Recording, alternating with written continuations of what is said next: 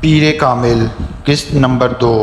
Video شروع کرنے سے پہلے آپ نے ہمارا چینل سبسکرائب نہیں کیا تو چینل کو سبسکرائب کر لیں۔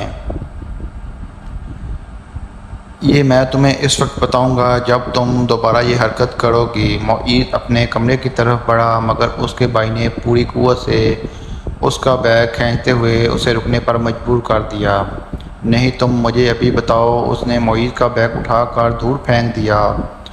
معید کا چہرہ سرخ ہو گیا۔ اس نے زمین پر پڑا ہوا اپنا بھائی کا بیگ اٹھا کر دور اچھال دیا۔ ایک لمحے کا انتظار کیے بغیر اس کے بھائی نے پوری قوت سے معید کی ٹانگ پر ٹھوکر ماری جو اب اس نے پوری قوت سے چھوٹے بھائی کے منہ پر مکہ مارا جو اس کی ناک پر لگا۔ اگلے ہی لمحے اس کی ناک سے خون ٹپکنے لگا۔ اتنی شدید حملے کے باوجود اس کے حلق سے کوئی آواز نہ نکلی۔ اس نے معید کی ٹائی کھینچتے ہوئے اس کا گلا دبانے کی کوشش کی۔ معید نے جو اب اس کی شرٹ کا کالر کھینچا اسے شرٹ کو پھٹنے کی آواز آئی۔ اس نے پوری قوت سے اپنے چھوٹے بھائی کے پیٹ میں مکہ مارا۔ اس کے بھائی کے ہاتھ سے اس کی ٹائی نکل گئی۔ ٹھہرو میں تمہیں اب تمہارے ہاتھ توڑ کر دکھاتا ہوں۔ معید نے اسے گالیاں دیتے ہوئے لانچ کے ایک کونے میں پڑے ہوئے ایک ریکٹ کو اٹھا لیا اور اپنے چھوٹے بھائی کو مارنے کی کوشش کی مگر اگلے ہی لمحے ریکٹ اس کے بھائی کے ہاتھ میں تھا۔ اس نے پوری وقت سے گھما کر اتنی برق رفتاری کے ساتھ اس کے ریکٹ کے معید کے پیٹ پر مارا کہ وہ سنبھلا یا خود کو بچا بھی نہ سکا۔ اس نے یکے بعد دیگرے معید کی کمر اور ٹانگوں پر ریکٹ برسا دیے۔ اندر سے ان دونوں کے بڑے بھائی اشتعال کے عالم میں لانچ میں آ گئے۔ کیا تکلیف ہے تم دونوں کو؟ گھر میں آتے ہی ہنگامہ شروع کر دیتے ہو۔ اس کو دیکھتے ہی چھوٹے بھائی نے اٹھا ہوا ریکٹ نیچے کر لیا۔ اور تمہیں شرم نہیں آتی ہے اپنے بڑے بھائی کو مارتے؟ اس کی نظریں اب اس کے ہاتھ میں پکڑے ریکٹ پر گئی نہیں تھی۔ اس نے بڑی ڈٹھائی کے ساتھ کہتے ہوئے ریکٹ ایک طرف اچھالا دیا اور بڑی بے خوفی سے کچھ فاصلے پر پڑا ہوا اپنا بیگ اٹھا کر اندر جانے لگا۔ معید نے بلند آواز میں سیڑھیاں چڑھتے ہوئے اپنے چھوٹے بھائی سے کہا، تم کو اس کا خمیازہ بھگتنا پڑے گا۔ وہ ابھی تک اپنی ٹانگیں سہلا رہا تھا۔ ہاں کیوں نہیں؟ ایک عجیب سی مسکراہٹ رسیوں کی آخری سرے پر رک کر اس نے معید سے کہا، اگلی باری تم بیٹ لے کر آنا۔ ٹینس ریکٹ سے کچھ مزہ نہیں آیا، تمہاری کوئی ٹانگ نہیں ٹوٹی۔ معید کو اشتعال آ گیا، تم اپنی ناک سنبھالو، وہ یقیناً ٹوٹ گئی ہے۔ معید غصے کے عالم میں سیڑھیوں کو دیکھتا رہا جہاں کچھ دیر پہلے وہ کھڑا تھا۔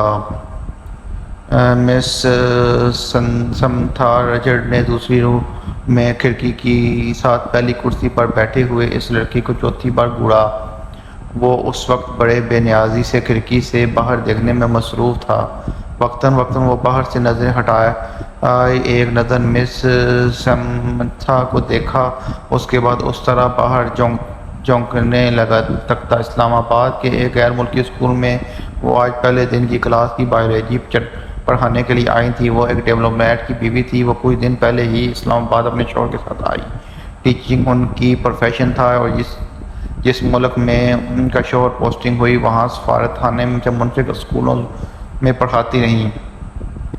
اپنے سے پہلے بایولوجی پڑھانے والی ٹیچر مس میرین کی اسکیم آف ورک کو ہی جاری رکھتے ہوئے انہوں نے کلاس کے کچھ ابتدائی تعارف اور گفتگو کے بعد دل اور نظام دوران خون کے ڈایاگرام رائٹنگ بورڈ پر بناتے ہوئے سمجھانا شروع کیا۔ ڈایاگرام کی وضاحت کرتے ہوئے انہوں نے اس لڑکے کو کھڑکی سے باہر جھانکتے ہوئے دیکھا۔ پرانی تکنیک کا استعمال کرتے ہوئے اپنی نظریں اس لڑکے پر مرکوز رکھتے ہوئے انہوں نے اچانک بولنا بند کر دیا۔ کلاس میں یکدم خاموشی چھا گئی۔ اس لڑکے نے سر گھما کے اندر دیکھا۔ مس سمتھا سے اس کی نظریں ملی۔ انہوں نے مسکرا کر ایک بار پھر اپنے لیکچر شروع کر دیا۔ کچھ دیر بعد تک انہوں نے اسی طرح بولتے ہوئے اپنی نظریں لڑکے پر رکھیں۔ جواب اپنے سامنے پڑی نوٹ بک پر کچھ لکھنے میں مصروف تھا۔ اس کے بعد مس سمتھا نے اپنی توجہ کلاس میں موجود دوسرے اسٹوڈنٹ پر مرکوز کر لی۔ ان کا خیال تھا کہ وہ خاصا شرمندہ ہو چکا ہے اس لیے اب وہ دوبارہ باہر نہیں دیکھے گا۔ لیکن صرف 2 منٹ بعد ہی انہوں نے ایک بار پھر کھڑکی کے پاس سے باہر متوجہ دیکھا۔ وہ ایک بار پھر بولتے بولتے خاموش ہو گئیں۔ بلا تکلف اس لڑکے نے گردن موڑ کر پھر ان کی طرف دیکھا۔ اس بار مس سمتھا مسکرائی نہیں بلکہ قدرے سنجیدگی سے اسے دیکھتے ہوئے ایک بار پھر لیکچر دینا شروع کر دیا۔ چند لمحے گزرنے کے بعد انہوں نے رائٹنگ بورڈ پر لکھنے کے بعد اس لڑکے کی طرف دیکھا۔ وہ ایک بار پھر کھڑکی کے باہر کچھ دیکھنے میں مصروف تھا۔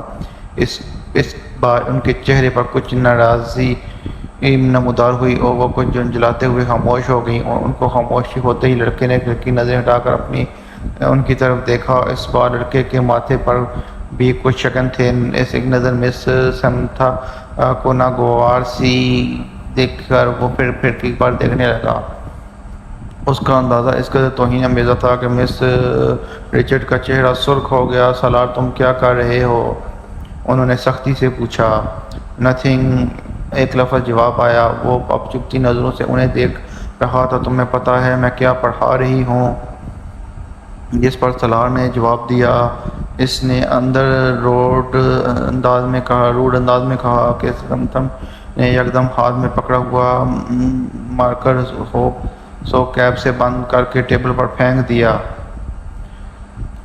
یہ بات ہے تو پھر یہاں آؤ اور یہ ڈایاگرام بنا کر اس کو لیبل کرو۔ انہوں نے اسفنج کے ساتھ رائٹنگ بورڈ کو صاف کرتے ہوئے کہا۔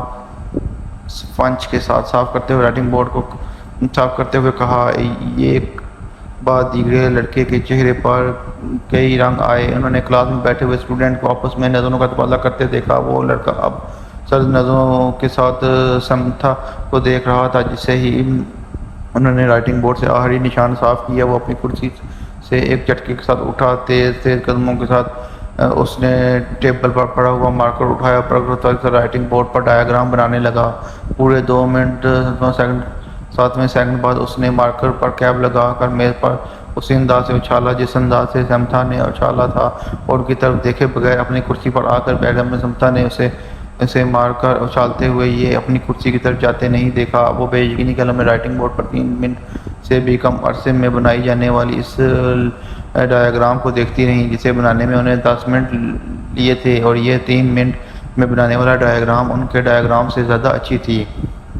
وہ اس میں معمولی سی غلطی نہیں ڈھونڈ سکیں۔ کچھ خفا ہوتے ہوئے انہوں نے گردن موڑ کر اس لڑکے کی طرف دیکھا تو وہ پھر کھڑکی سے باہر کچھ دیکھ رہا تھا۔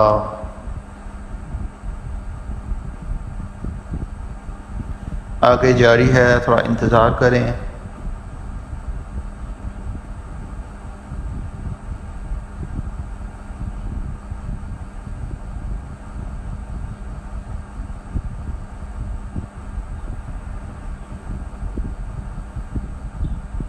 وسیم نے تیسری بار دروازے پر دستک دی۔ اس بار اندر سے امامہ کی آواز سنائی دی۔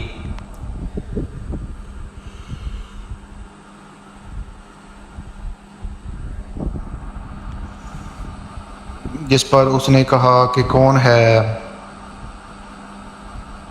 ماما میں ہوں۔ دروازہ کھولا۔ وسیم نے دروازے سے اپنے ہاتھ ہٹاتے ہوئے کہا۔ اندر خاموشی چھا گئی۔